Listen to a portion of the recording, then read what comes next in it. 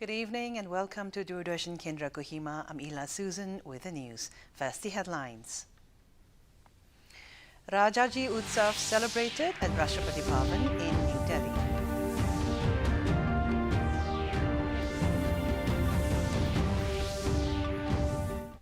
Prime Minister Narendra Modi seeks the support of the people of West Bengal in the upcoming assembly elections.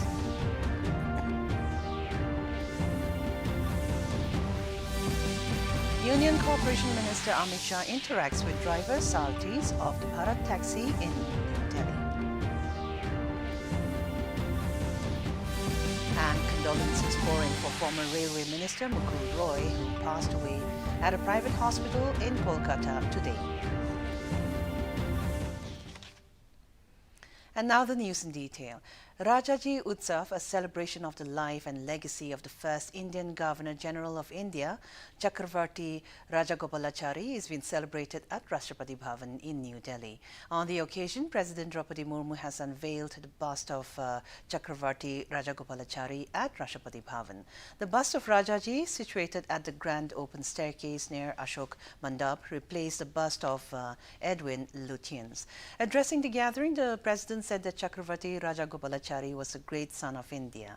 President Murmu added that Rajaji was gifted with multifaceted creativity and several dimensions. His contribution to the legal profession, freedom struggle, social and economic reforms, and ancient Indian scriptures, politics and governance greatly enriched them. She also said that Chakravarti Rajagopalachari had left an indelible mark on the history of the country. The President emphasized that working on the ideals of Rajaji would be the truest tribute one could pay to him. The President further expressed hope that the people of the country would draw inspiration from Rajaji's life and legacy and move forward with the spirit of putting the nation first. Vice President C.P. Radhakrishnan, Union Ministers Jagat Prakash Nada, Dr. S. Jaishankar, Dharmendra Pradhan, Gajendra Singh Shekhawat, Dr. L. Murugan and the family members of Chakravarti Rajagopalachari were also present on the occasion. Hyderabad के भारत में विलय के पश्चात जिस परिसर में हमारा त्रिरंगा झंडा लहराया गया, वही परिसर बाद में भारत के राष्ट्रपति का प्रवास स्थल एवं कार्यालय बना। Union Corporation Minister Amit Shah interacted with drivers, Sarathi's of Bharat Taxi in New Delhi. In a video released today, Shah said that Bharat Taxi Cooperative is to empower the drivers by providing them the ownership of their work. He mentioned that the initiative focuses to curb the problems related to private taxi service companies and provide the profit to drivers and not the cooperative. The minister further said that the initiative was becoming a platform for the welfare of drivers and safety of passengers. Mr. Shah said that there will be nothing hidden in the Bharat Taxi and every information will be given by notification to the Sarathi's. He noted that the cooperative taxi service, Bharat Taxi, will become the most transparent cab service in the world.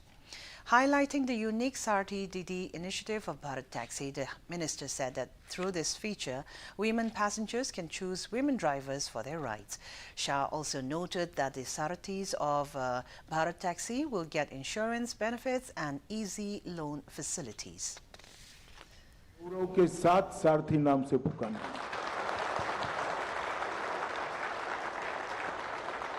और ये भाव के साथ ये भाव लाना ही Bharat taxi की जिम्मेदारी है। विश्व में परिश्रम से किया हुआ कोई काम छोटा नहीं होता। Prime Minister Narendra Modi expressed deep sorrow over the passing away of the former Railway Minister Mukul Roy. In a social media post, the Prime Minister said Mukul Roy would be remembered for his political experience and for his efforts to serve society. Union Home Minister Amit Shah also expressed his condolences to his family. Chief Minister Mamata Banerjee, in a social media post, said Mukul Roy would be remembered for his contribution to politics in West Bengal and for his organizational skills.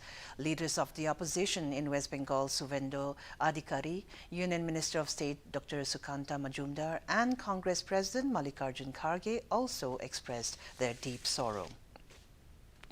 Mukul Roy died at a private hospital in Kolkata early in the morning today after a prolonged battle with multiple health problems. On Monday, his body was taken to the Assembly. Assembly Speaker Biman Bandyopadhyay and other MLAs paid their last respects. Later, Mukul Roy's body will be taken to his house at Ghatakpukur at Kanchrapara in the North 24 Parganas district. In other news, raising allegations of unrest, corruption and appeasement against the Trinamool Congress government, Prime Minister Narendra Modi has sought the support of the people of West Bengal in the upcoming assembly election. In an open letter to the people of the state ahead of the assembly polls, he not only presented an account of the central government's various projects and achievements over the past 11 years, but also offered his respects to the people of Bengal, writing that the time has come to decide the path for the future of the next generation. Emphasizing that public welfare and holistic development have been prioritized over the past decade, he said that central government has consistently worked across all areas, from farmers' welfare to youth empowerment. The letter mentions several central schemes such as Jan Dhan Yojana, Ujjwala Yojana, Ayushman Bharat and Swachh Bharat. He said that millions of families have gained access to banking services and gas connections, and healthcare has become more accessible. Employment generation, infrastructure development and increased industrial investment were also highlighted. The letter also touched upon the Citizenship Amendment Act and border security issues. पूरे देश के लिए चिंता का विषय बन चुकी है। उन्होंने इस बात पर भी जोर दिया कि सोनार बांग्ला अब अवैध घुसपैठ और महिला उत्पीड़न से कलंकित हो गया है। प्रधानमंत्री ने जनता से सीधे सवाल करते हुए कहा, हम कब तक चुपचाप ये सब सहेंगे? अब परिवर्तन अनिवार्य है। In state news, the Minister of Parliamentary Affairs, K.G. Kenyir, has convened a legislators' meeting in view of the 8th session of the 14th Nagaland Assembly being summoned from the 2nd of March 2026 onwards. He informed that a traditional meeting of all the 60 legislators of the 14th House, which is normally held on the eve of the first day of the session, has been preponed to the 28th of February 2026 at Chief Minister's Residential Complex, Kohima, at 12 noon on account of the 1st March 2026 falling on a Sunday. All the members of the 14th House of the Nagaland Legislative Assembly have been requested to attend the meeting positively as desired by the leader of the House. And now let's take a short break. जल्दी करो यार, please जल्दी। दूसरा कोई match है क्या? ऐसा ही कुछ है यार, बैंक जाना है दादाजी को लेके। हाँ यार, उम्र होने पर कभी कभी मदद तो लगती है, पर बैंकिंग में नहीं। वैसे भी आरबीआई कहता है सीनियर सिटीजन सबसे पहले। अगर आप 70 साल से ऊपर हैं और आप बैंक नहीं जा सकते तो बैंक आएगा आपके पास जरूरी सेवाएं लेकर, वो भी वाजिब दरों पर। सीनियर सबसे पहले। आरबीआई कहता है जानकार बनिए, सतर्क रहिए। And welcome back. India's next agricultural revolution will be powered by artificial intelligence. Union Minister of Science and Technology and Earth Sciences, Jitendra Singh, said on Sunday, positioning AI as the central pillar of the future farm policy, research and investment. Addressing the inaugural session of the A14 Agri 2026 Summit in Mumbai, the minister said AI has for the first time the ability to provide scalable solutions to long-standing structural challenges in agriculture, including erratic weather, information gaps and fragmented markets.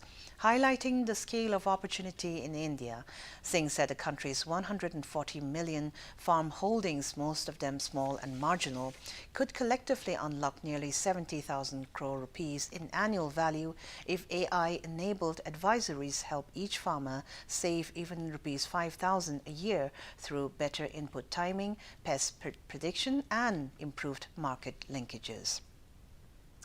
Singh announced that the center will work towards creating a national agri-AI research network in collaboration with the Department of Science and Technology, DST, state governments, ICAR, ICRISET and global institutions.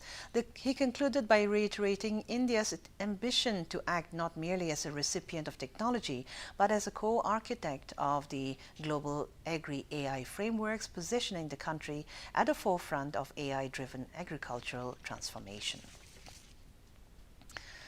tabletop exercise on disaster preparedness was conducted at the DC Office Conference Hall, Chumukidima today as part of the mock exercise for the year 2025 to 26. The exercise was organized by the District Disaster Management Authority, DDMA, Chumukidima, in coordination with the 12th Battalion of the National Disaster Response Force to evaluate planning mechanisms, coordination procedures, and decision processes during emergency situations.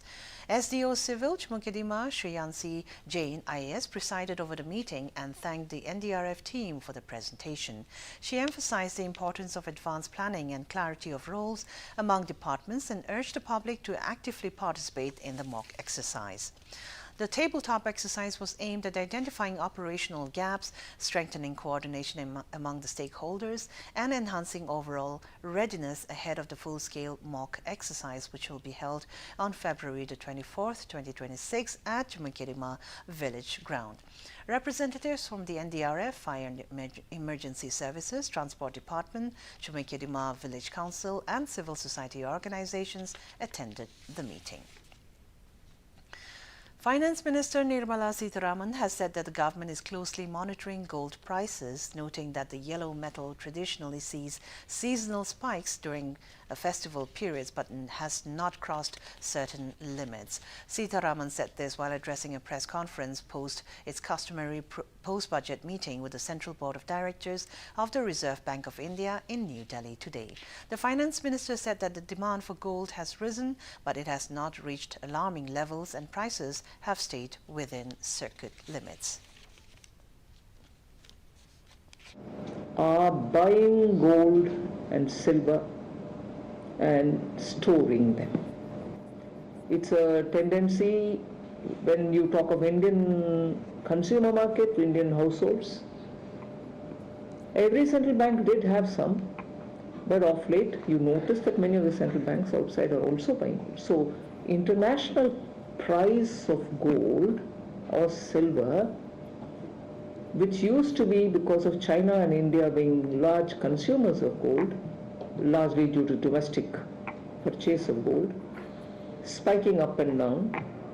Now the spike is largely due to central banks also buying and storing. And we as importers, therefore, for our domestic consumption, which is a usual thing which happens every season, every festival, every household purchase, is affected because of the global increase in gold and silver prices, which are much beyond the usual increases and fluctuations which happen in the gold and silver market. Health and Family Welfare Minister Jagat Prakash Nadda today said that the government is making efforts to position India as a preferred global destination for medical value travel. Nadda said this in a video message during the 8th edition of Advantage Healthcare India in New Delhi. Nadda said the government views medical travel as a channel of cooperation that builds confidence and strengthens people-to-people ties between nations. The minister added that highly skilled medical professionals and modern healthcare infrastructure are offering advanced treatment across a wide range of specialties, including cardiology, oncology, organ transplantation, orthopedics, and neurosciences. Nadda also said that medical value travel represents an important dimension of the country's healthcare engagement with the world and reflects the nation's clinical excellence, internationally benchmarked standards, transparent governance frameworks, and unwavering commitment to patient-centric care. The Minister of State for Health and Family Welfare, Pratap Rao Jadhav, said that the country's healthcare ecosystem has evolved into a dynamic and integrated system. Mr. Jadhav noted that this includes advanced clinical capabilities, digital health innovation, strong pharmaceutical capacity, and a growing network of institutions committed to global engagement. And now for the weather report. Kohima today recorded a maximum temperature of 22 degrees Celsius and a minimum temperature of 9 degrees Celsius, while Dimapur had a maximum temperature of 30 degrees Celsius and a minimum temperature of 14 degrees Celsius. Wokha experienced a maximum temperature of 26 degrees Celsius and a minimum temperature of 13 degrees Celsius. Mongkokchung had a maximum temperature of 23 degrees Celsius and a minimum temperature of 9 degrees Celsius. Mon had a maximum temperature of 26 degrees Celsius and a minimum temperature of 14 degrees Celsius. Towards the east, Tuensang had a maximum temperature of 19 degrees Celsius and a minimum temperature of 6 degrees Celsius. Zinabuto had a maximum temperature of 22 degrees Celsius and a minimum temperature of 7 degrees Celsius. Pek had a maximum temperature of 21 degrees Celsius and a minimum temperature of 6 degrees Celsius. That's all for the weather report. And with this, we have come to the end of this news bulletin. Thank you for joining us. Have a good night.